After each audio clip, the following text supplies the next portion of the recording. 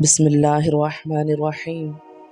اللہم صلی علی سیدنا محمد وعلی آل سیدنا محمد وبارک وسلم۔ السلام علیکم۔ آج ہم سورۃ نساء کی آیت نمبر 4 سے شروع کریں گے۔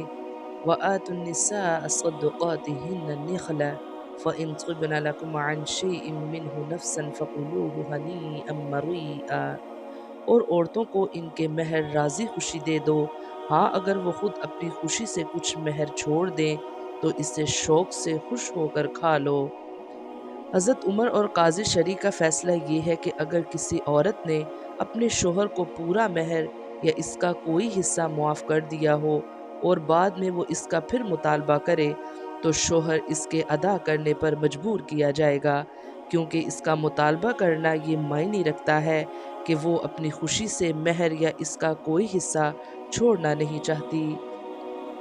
وَلَا تُؤْتُوا السُّفَهَاءَ أَمْوَالَكُمُ الَّتِي جَعَلَ اللَّهُ لَكُمْ قِيَامًا وَارْزُقُوهُمْ فِيهَا وَاقْسُوهُمْ وَقُولُوا لَهُمْ قَوْلًا مَّعْرُوفًا۔ بے عقل لوگوں کو اپنا مال نہ دے دو جس مال کو اللہ تعالیٰ نے تمہاری گزران کے قائم رکھنے کا ذریعہ بنایا ہے، ہاں انہیں اس مال سے کھلاؤ پلاؤ پہناؤ اڑاؤ اور انہیں معقولیت سے نرم بات کہو۔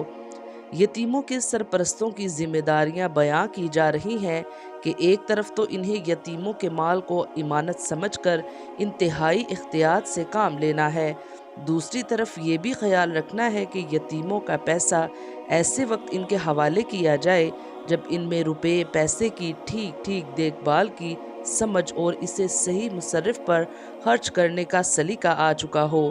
جب تک وہ ناسمجھ ہیں ان کا مال ان کی تحویل میں نہیں دینا چاہیے، اور اگر وہ خود مطالبہ کریں کہ ان کا مال ان کے حوالے کر دیا جائے تو انہیں مناسب انداز میں سمجھا دینا چاہیے۔ اگلی آیت میں اسی اصول کی مزید وضاحت کرتے ہوئے فرمایا گیا ہے کہ وقتاً فوقتاً ان یتیم بچوں کو آزماتے رہنا چاہیے کہ آیا وہ اتنے سمجھدار ہو گئے ہیں کہ انہیں اپنے مال کے صحیح استعمال کا سلیقہ آ گیا ہے۔ یہ بھی واضح کر دیا گیا ہے کہ صرف بالغ ہو جانا بھی کافی نہیں، اگر وہ سمجھدار نہ ہو پائے ہوں تو مال ان کے حوالے نہ کیا جائے، بلکہ جب یہ محسوس ہو جائے کہ ان میں سمجھ آ گئی ہے تب مال ان کے حوالے کیا جائے۔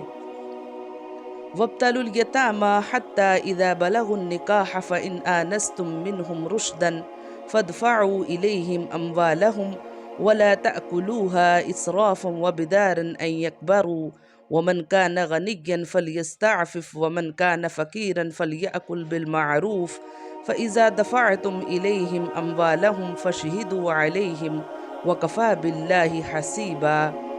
اور یتیموں کو ان کے بالغ ہونے تک سدھارتے اور آزماتے رہو، پھر اگر ان میں تم ہوشیاری اور حسن تدبیر پاؤ تو انہیں ان کے مال سونپ دو، اور ان کے بڑے ہو جانے کے ڈر سے ان کے مالوں کو جلدی جلدی فضول خرچیوں میں تباہ نہ کر دو۔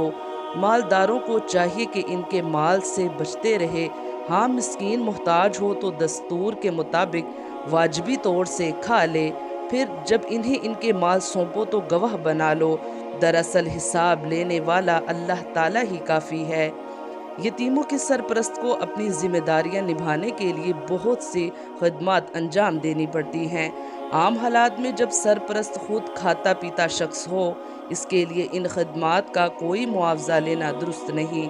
یہ ایسا ہی ہے جیسے ایک باپ اپنی اولاد کی دیکھ بھال کرتا ہے، لیکن اگر وہ خود تنگ دست ہے اور یتیم کی ملکیت میں اچھا خاصا مال ہے تو اس کے لیے جائز ہے کہ وہ اپنا ضروری خرچ بھی یتیم کے مال سے لے لے، مگر پوری احتیاط سے اتنا ہی لے جتنا عرف اور رواج کے مطابق ضروری ہے، اس سے زیادہ لینا جائز نہیں۔